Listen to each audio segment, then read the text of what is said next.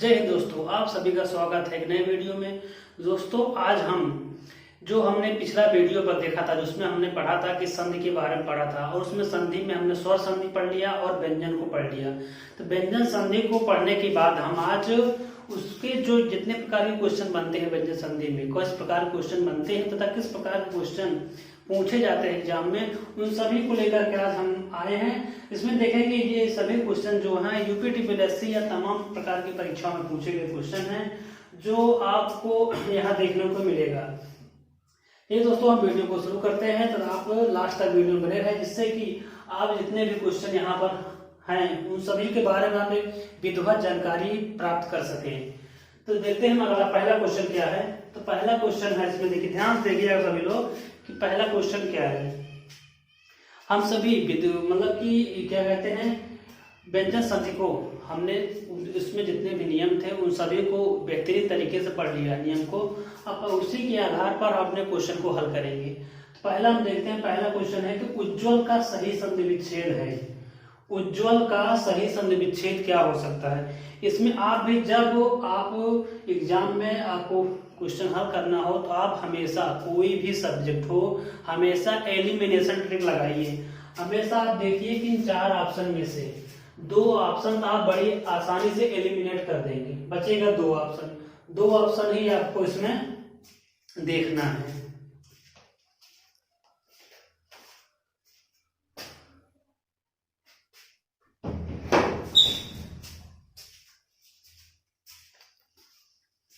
चार ऑप्शन में से आप दो ऑप्शन को एलिमिनेट कर देंगे, बड़ी आसानी से एलिमिनेट कर देंगे।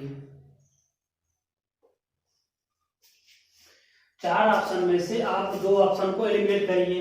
तो पहला दिया गया है कि उज्ज्वल का सही संधि विच्छेद होगा। तो हम देख रहे हैं उत प्लस ज्वल, उज प्लस ज्वल, उज प्लस ज्वल, उजु प्लस ज्वल। इसमें हम देखेंगे कि हमारा उजु प्लस ज्वल ये तो होगा नहीं, एलिमिनेशन टिक लगाइए, ये वाला गलत हो गया। बचा उज प्लस वल, उज प्लस वल, ये भी किसी भी एंगल से नहीं लगता कि हमारा बनेगा, ये भी गलत हो गया।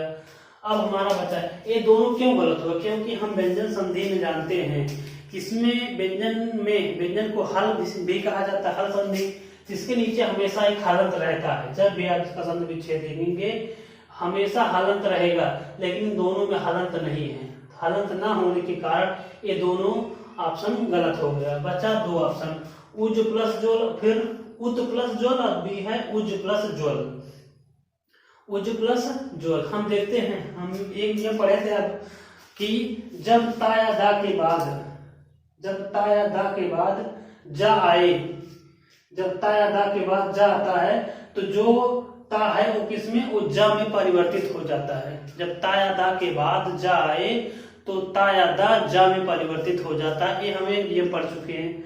अब इसी में देखिए एक नियम लगेगा।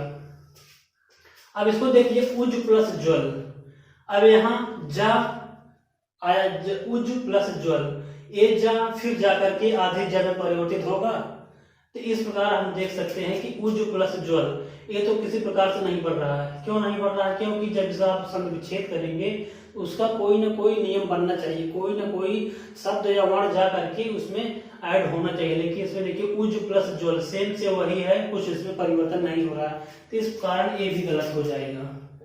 अब हमारा बच्चा पहला वाला सही हुआ। क्यों सही हुआ, क्योंकि उत प्लस ज्वल है। जब ता या दा के बाद जा आए तो हमेशा ता या दा जा में परिवर्तित हो जाता है। ये हम नियम पढ़ चुके हैं, इस कारण हमारा पहला वाला ऑप्शन सही हो गया।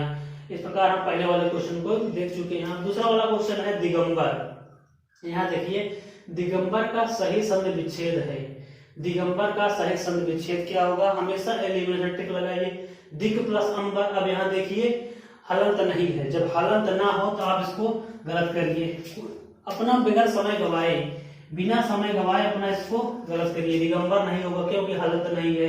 दिगंबर, दिग प्लस अंबर, यहाँ देखिए दिग प्लस अंबर, इसमें भी हलंत नहीं है, ये वाला भी गलत हो गया। हमारा दो ऑप्शन ए और सी निगेटिव गलत हो चुका है, बचा हुआ बी और डी। अब इस पे हम देखेंगे दिग प्लस अंबर फिर दिग प्लस अंबर। अब इसे हमको चूज करना है कि हमारा दोनों में होगा क्या। तो हम नियम पढ़े हैं, नियम जानते हैं कि जब दिगंबर देखिए, दिग प्लस अंबर। तो ये पहला नियम हम देखें, जब का चा टा ता पा के बाद कोई भी किसी भर का तृतीय या चतुर्थ वर्ण आए या यारा लावा आए या कोई स्वर आए, तो जो का चा टा ता पा है वो अपने ही वर्ग के तीसरे वर्ण में परिवर्तित हो जाता है। ये हम पहला नियम पढ़ चुके हैं। तो अब ये नियम लगाइए, देखिए दिग प्लस अंबर, यहाँ दिग प्लस अंबर, दिग प्लस अंबर आ रहा है, दिग प्लस अंबर आ रहा है। तो यहाँ का चा टा ता पा के बाद, जब का चा टा ता पा के बाद कोई भी स्वर आए या यारा लावा आए, तो हमारा का चा टा ता पा किसमें जाकर के अपने ही वर्ग के तृतीय वर्ण में परिवर्तित हो जाता है। अगर हम इसमें देखते हैं दिग प्लस अंबर, जो गा आया है, तो गा आया है, लेकिन गा का चा टा ता पा आना चाहिए, एक मतलब प्रथम वर्ण आना चाहिए।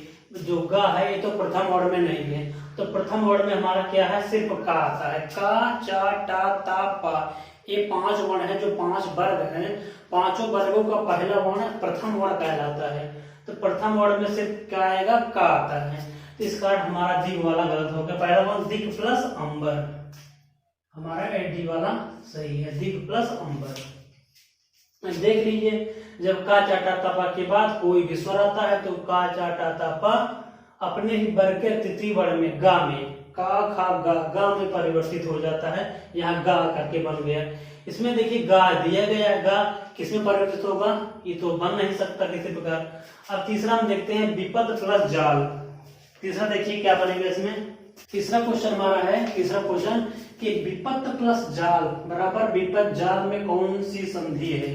विपद प्लस जाल, तो हमारा हम हमेशा जानते हैं कि स्वर संधि में हमेशा ये लगेगा नहीं, जो व्यंजन जो हल लगा हुआ, जो हलंत लगा हुआ, ये सिर्फ किस में लगता है, सिर्फ व्यंजन संधि में लगता है। इस कारण व्यंजन संधि हमारा सही होगा। इसमें व्यंजन संधि बनेगा, स्वर तो होगा नहीं, विसर्ग अभी हम पढ़े नहीं है, विसर्ग होगा भी नहीं और गुण तो होगा नहीं, सिर्फ कौन सा होगा, व्यंजन संधि।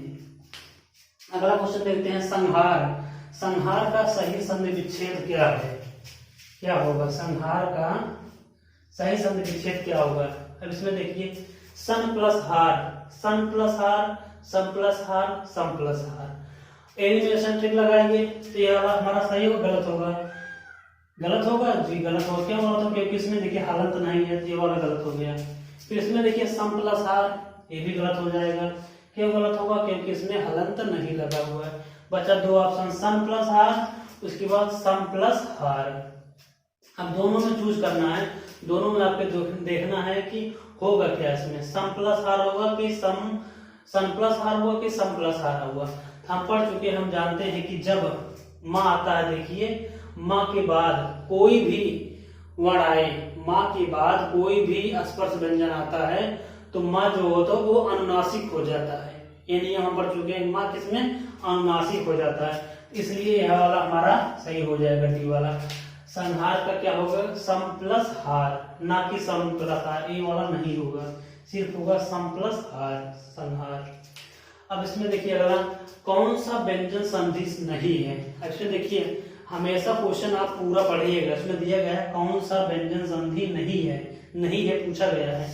उद्धरण, तद्धति, वाक्जाल और रसायन। अब आपको इसमें चारों में चूज करना है कि इन चारों में से कौन सी व्यंजन संधि नहीं है।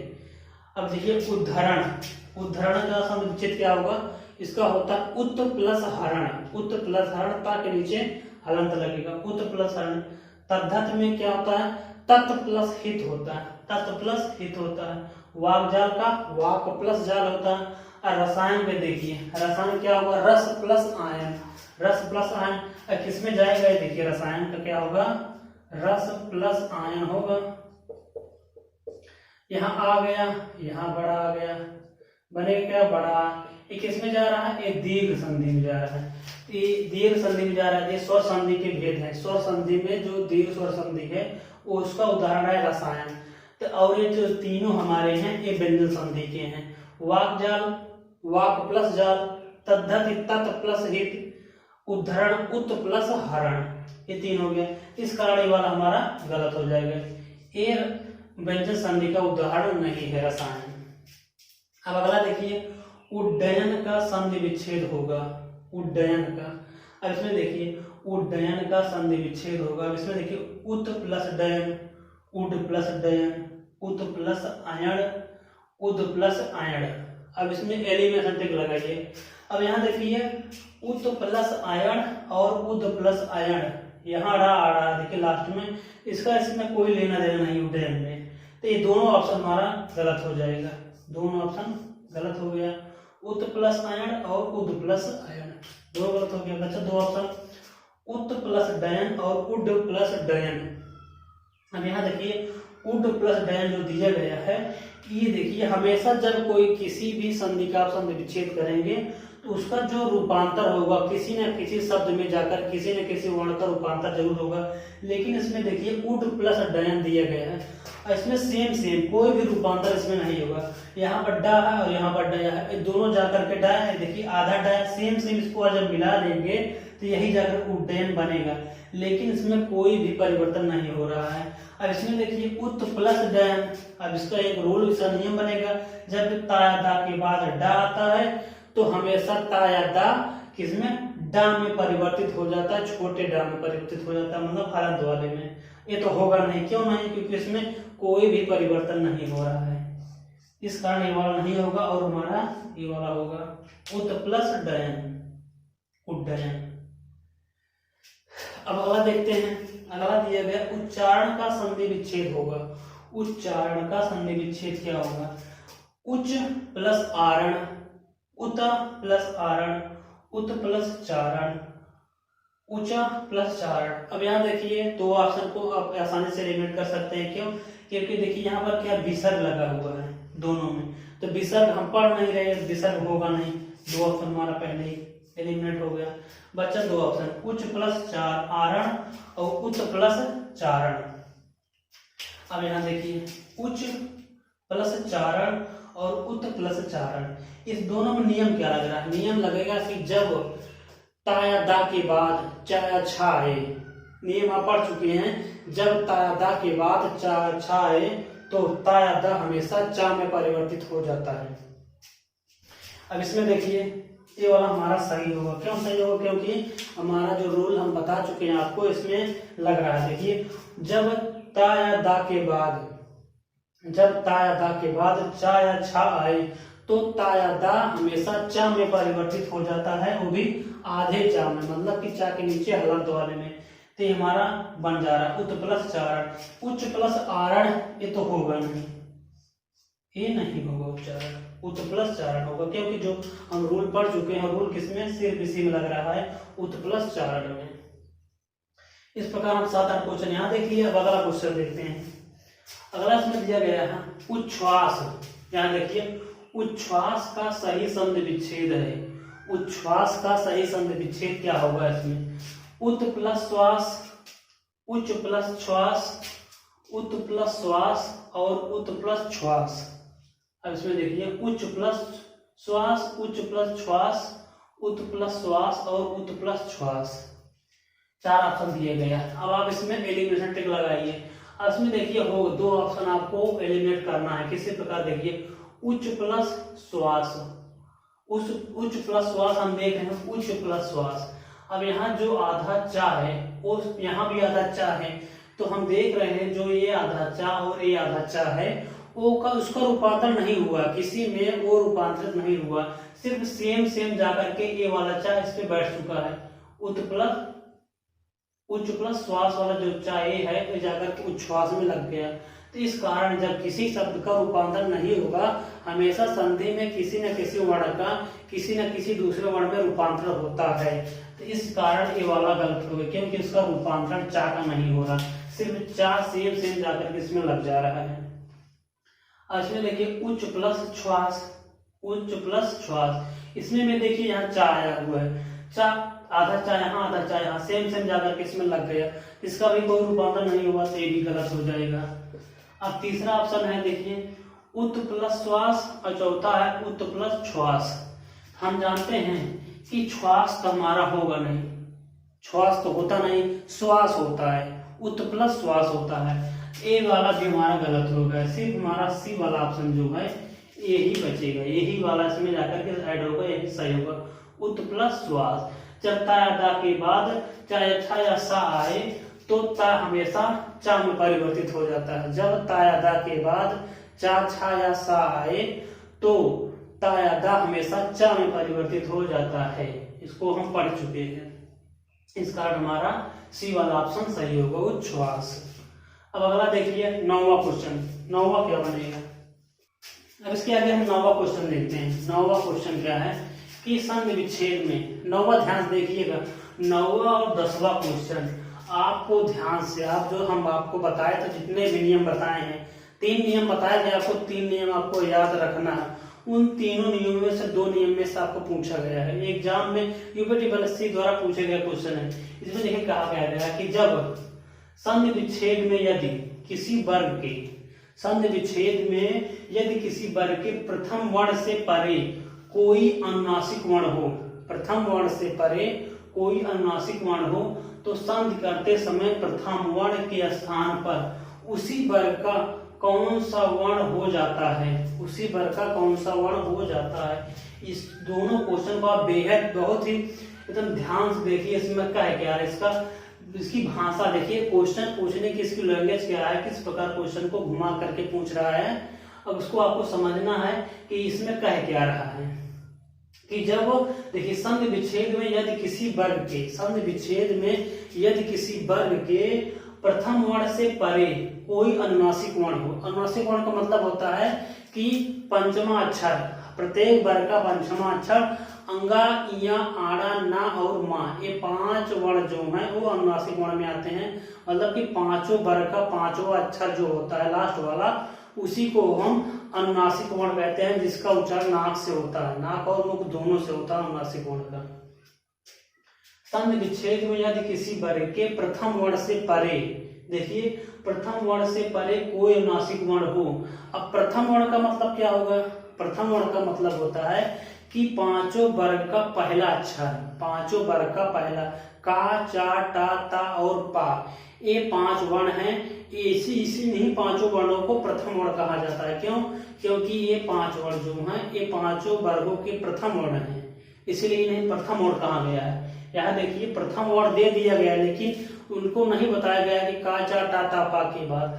अब इसकी परिभाषा हम बनाते हैं, जो हम आपको बताए हैं कि यदि का, चा, टा, ता, पा के बाद कोई भी अनुनासिक वर्ण मतलब ना या मा आए, प्रथम वर्ण के मतलब कि क्या हुआ कि यदि का, चा, टा, ता, पा के बाद ना या मा आए तो का, चा, टा, ता, पा अपने ही वर्ग के किस वर्ण में परिवर्तित हो जाता है। एक दूसरा नियम है, आप दूसरा नियम पढ़ चुके हैं व्यंजन संधि का, उसमें है कि यदि का, चा, टा, ता, पा के बाद ना या मा आए तो का, चा, टा, ता, पा अपने ही वर्ग के 5वें वर्ण में परिवर्तित हो जाता है, अपने ही वर्ग के। वही इसमें कहा गया है। इसकी देखिए पूछने की भाषा क्या है, हम हमेशा को कंफ्यूज करने के लिए दिया गया है। प्रथम वर्ण दे दिया गया, यहाँ अनुनासिक वर्ण दे दिया गया। अनुनासिक वर्ण दूसरा नियम हम पढ़ चुके हैं कि प्रथम वर्ण में 5 वर्ण आएंगे, अंगा, का, चा, टा, ता, पा, ये 5 वर्ण आएंगे, तथा अनुनासिक वर्ण में आएगा अंगा, इया, आड़ा, ना और मा। तो ना मा पहले दूसरा नियम पढ़ चुके हैं। यदि का, चा, टा, ता, पा के बाद ना या मा आए तो का, चा, टा, ता, पा अपने ही वर्ग के 5वें वर्ण में परिवर्तित हो जाता है। तो इसमें देखिए कौन सा होगा, उसी वर्ग का अनुनासिक वर्ण अर्थात पंचम, अपने ही वर्ग के 5वें वर्ण में परिवर्तित हो जाता है पंचम वर्ग में। ये होगा, ये तो होगा ना, उसी वर्ग का तृतीय वर्ण होगा नहीं, उसी वर्ग का चतुर्थ वर्ण होगा नहीं, उसी वर्ग का प्रथम वर्ण होगा नहीं। सिर्फ कौन होगा, अपने ही वर्ग के वह 5वें वर्ण में परिवर्तित हो जाता है। एकदम देखिए ये मतलब इसकी भाषा देखिए किस प्रकार से क्वेश्चन बना के पूछ रहा है।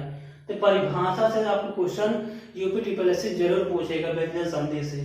तो आप इसको ध्यान से, बहुत बेहद ध्यान से इसको देखिए और समझिए कि प्रथम वर्ण का मतलब क्या होगा और अनुनासिक वर्ण का मतलब क्या होगा। अब आप इसको समझ गए। आप दूसरा देखते हैं, दूसरा भी है सेम उसी प्रकार है। संधि विच्छेद में यदि किसी वर्ग के प्रथम वर्ण के बाद, देखिए प्रथम वर्ण के बाद किसी वर्ग का तृतीय या चतुर्थ वर्ण आए या अलावा आए या कोई स्वर आए, तो प्रथम वर्ण के स्थान पर उसी वर्ग का कौन सा वर्ण हो जाएगा, प्रथम वर्ण के स्थान पर उसी वर्ग का कौन सा वर्ण हो जाएगा। अब इसमें देखिए सेम आपकी परिभाषा पूछ ली गई है। व्यंजन संधि की जो पहली परिभाषा है सेम वही रख के पूछ लिया गया है कि यदि प्रथम वर्ण का मतलब हो गया का चाटा तापा के बाद किसी वर्ग का तृतीय या चतुर्थ वर्ण आए या अलावा आए या कोई स्वर आए तो का चाटा तापा अपने ही वर्ग के तृतीय वर्ण में परिवर्तित हो जाता है। किसमें? तृतीय वर्ण में परिवर्तित हो जाता है। तो अब ये वाला हमारा देखिए डी वाला जो ऑप्शन है ये सही हो जाएगा। परिभाषा, इसमें दूसरी परिभाषा दी गई है और इसमें दूसरा नियम है, इसमें पहला नियम है। व्यंजन संधि का इसमें दूसरा नियम और इसमें व्यंजन संधि का पहला नियम दिया गया है। ये नियम से क्वेश्चन आपके एग्जाम में जरूर से जरूर पूछा जाएगा। इसको दोनों क्वेश्चन देखिए, इसकी वैरायटी क्या है, पूछने का तरीका क्या है, इन दोनों को आपको याद रखना है। जो उसमें नियम है, दो तीन नियम जो आपको बताए हैं, तीन नियम तो आपको जो पहला दूसरा तीसरा नियम है इसको तो बेहद और जरूरी याद करना, क्योंकि यहाँ से एक क्वेश्चन जरूर बनेगा। अब लास्ट क्वेश्चन हम देखते हैं। इसमें दिया गया है कि निम्नलिखित में से कौन सा व्यंजन संधि का उदाहरण नहीं है, निम्नलिखित में से कौन सा व्यंजन संधि का उदाहरण है। देखिए लास्ट क्वेश्चन इसमें दिया गया है कि निम्नलिखित में से कौन सा व्यंजन संधि का उदाहरण है। जगदम्बा, विद्यालय, संतोष और अहंकार। आप इन चारों में से बताइए होगा क्या, जगदम्बा होगा, विद्यालय, संतोष या अहंकार। अहंकार को हम जानते हैं इसकी होती है, उसके साथ विच्छेद होता है अहंकार का, अहम प्लस कार, अहम प्लस कार होता है, अहम प्लस कार, अहम प्लस कार होता है। तो हमारा कौन सा हो जाएगा, अहंकार। लास्ट वाला डी जो ऑप्शन है तो वाला सही हो जाएगा। अहंकार है व्यंजन संधि का उदाहरण, और ये जो तीनों दिए गए हैं ये व्यंजन संधि के उदाहरण नहीं है। सिर्फ और सिर्फ डी वाला ऑप्शन अहंकार व्यंजन संधि का उदाहरण होगा, जिसका संधि विच्छेद होगा अहम प्लस कार, अहम प्लस कार बराबर अहंकार। अहंकार इस प्रकार हम देखिए कि हम यहाँ से 10-11 क्वेश्चन लेकर आए थे व्यंजन संधि से। 10-11 क्वेश्चन, जो ये 10-11 क्वेश्चन आपके यूपी ट्रिपल द्वारा पूछे गए सभी क्वेश्चन हैं। यूपी ट्रिपल में सभी क्वेश्चन पूछा गया है, तो आप इसको नोट डाउन कर सकते हैं या तो आप इसको स्क्रीनशॉट ले लीजिए। स्क्रीनशॉट ले करके या वीडियो को आप पॉज करके इसको लिख सकते हैं, क्योंकि ये बेहद ही महत्वपूर्ण क्वेश्चन है। आप इसको स्क्रीनशॉट कर लीजिए या तो इसको लिख लीजिए। इसी प्रकार आप जितने भी क्वेश्चन यहाँ से, आप तो 11 क्वेश्चन यहाँ से पा गए, और उसी प्रकार देखिए जी आपके पास जो बुक होगी वहां से इन सभी क्वेश्चन को आप एक कलेक्ट करिए, उसको एक जगह लिखिए, लिख के बाद उसका बार बार रिवीजन करिए। यहाँ देखिए कौन सा किसमें परिवर्तन हो रहा है, जिससे कि आपकी तैयारी को एक दिशा मिलेगी और आपकी तैयारी एक बेहतरीन तरीके से हो जाएगी।